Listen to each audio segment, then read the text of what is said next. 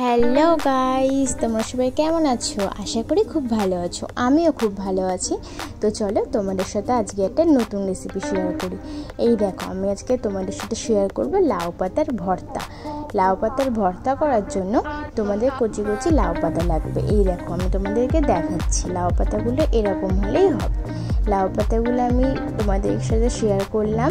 কালকে আমার মা নিয়ে এসেছিলো লাউ পাতা, তো আমার মার খুব খেতে ইচ্ছে করেছিল লাউ পাতার ভর্তা, তো আমি আজকে ঝটপট রান্না করে ফেলেছি। তো দেখো, আমি দেখাচ্ছিলাম খুব সুন্দর। এই দেখো, তারপরে আমি পাতাটা ধুয়ে চলে এসেছি। পাতাগুলো কত সুন্দর দেখো। আর এত গরম পড়েছে গাইস, রান্না করতে একদম ইচ্ছে করছে না, কিন্তু কি করব বলো, তাও করতে হচ্ছে। এই দেখো, আমি তুড়ি মেরে পাতাগুলো কুচি কুচি করে কেটে নিয়েছি। তো তোমরাও এরকমভাবে পাতাগুলো কুচি কুচি করে কেটে নেবে। তারপরে আমি এর মধ্যে দেবো পেঁয়াজ, রসুন আর টমেটো, ঠিক আছে? আর তোমরা আমার কে কী রান্না দেখতে চাও কমেন্ট করো, আমি অবশ্যই চেষ্টা করব তোমাদের কমেন্টে রান্নাগুলো তোমাদের সাথে শেয়ার করা। এই দেখো, তারপর আমি তেলের মধ্যে শুকনো লঙ্কাগুলো ভেজে নিয়েছি। তারপরে কালো জিরে দিয়ে দিয়েছি। কালো জিরেগুলোকে লাল লাল করে একটু হালকা ভেজে নেবে। তারপর টমেটো দিয়ে দিয়েছি, রসুন দিয়ে দিয়েছি। ওটা হালকা হালকা ভাজার পরে তোমরা পাতাগুলো দিয়ে দেবে, দিয়ে একটু হালকা নাড়াচাড়া করে নেবে। জল দেবে না, জল ওটা এমনিই বেরোয়। তো এরকম গ্যাসের ফ্লেমটা একটু আস্তে দিয়ে ওগুলো সিদ্ধ করে নেব। দেখো, সিদ্ধ করার পরে দেখতে এটা এরকম হয়েছে। তো আমি আরেকটু জল আছে বলে জলটা শুকিয়ে নেওয়ার জন্য আমি আরেকটুখানি এটা সেদ্ধ করছি। তো সেদ্ধ করা হয়ে গেলে তারপর আমি এটা বাটবো। তো তোমরা দেখতে থাকো। আর ভিডিওটা কেমন লাগছে তোমরা কিন্তু অবশ্যই কমেন্ট করে জানাবে। এই দেখো, আমার হয়ে গেছে সেদ্ধ এটা। তো তারপর আমি শিলনোড়া এটা নিয়ে নেবো। এই দেখো, নিয়ে নিচ্ছি। এই দেখো, শুকনো লঙ্কাগুলো সাইড করে দিয়েছি। তারপর পুরোটা ভালো করে পেঁয়াজ রসুনগুলো সব ভালো করে কড়াই থেকে নিয়ে নিচ্ছি। আর গ্যাসটা অবশ্যই বন্ধ করে দেবে, না হলে কিন্তু এটা পুড়ে যাবে, তাহলে একটু টেস্ট লাগবে না খেতে।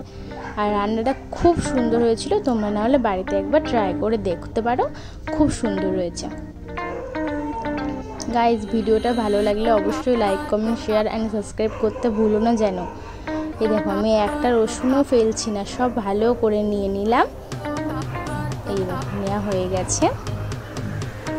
তারপর এটা সুন্দর করে বেটে নেবে। মিক্সিতে বাটলে, বাটার থেকে হাতে বাটলে একটু ভালো লাগে, টেস্ট লাগে বেশি। তো তারপরে দেখো, ওটা বাটা হয়ে গেছে আমার। এই দেখো, কালো জিরে একটু কড়ায় তেল দিয়ে ওর মধ্যে কালো জিরেটা ফোড়ন দিয়ে তারপরে আমি ওই বাটাটা দেখো এর মধ্যে দিয়ে দেব। তো এটা একটু নেড়ে নিচ্ছি সুন্দর করে। তারপরে এ দেখো, আমি বাটি করে ওটা তুলে রেখেছিলাম যেটা বেটেছি। তো এটা একটু লাল লাল করতে টাইম দেবে, হালকা, বেশি না। তারপর লাল লাল করে যখন হয়ে যাবে, এই দেখো, এটা নাড়া হয়ে গেছে আমার। একটু লাল লাল হতে টাইম লাগবে। তারপরে দেখো, বাটি করে তুলে রেখেছি, সেইটা তোমাদের এটার মধ্যে দিয়ে দেবে। তারপরে এটা জল জল যেহেতু আছে, লাউ পাতা একটু জল জল মানে জল বেরোয়, তো তার জন্য একটুখানি নাড়াচাড়া করে নেবে, এটা জলটা শুকিয়ে যায়, আরও টেস্টটা বেশি হয়ে যায়।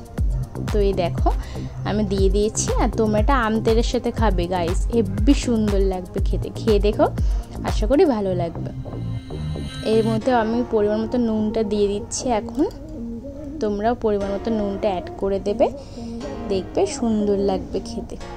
তারপর এটা কড়াইয়ের মধ্যে একটু হালকা 5-10 মিনিট ধরে নাড়াচাড়া করে নেবে, যাতে একটুখানি এটা জলটা পুরোপুরি শুকিয়ে যায়। জলটা যখন পুরোপুরি শুকিয়ে যাবে তখন রেডি হয়ে যাবে। ভিডিওটা ভালো লাগলে অবশ্যই like comment share and subscribe করতে ভুলো না। এই দেখো, আমার রেডি লাউ পাতার ভর্তা।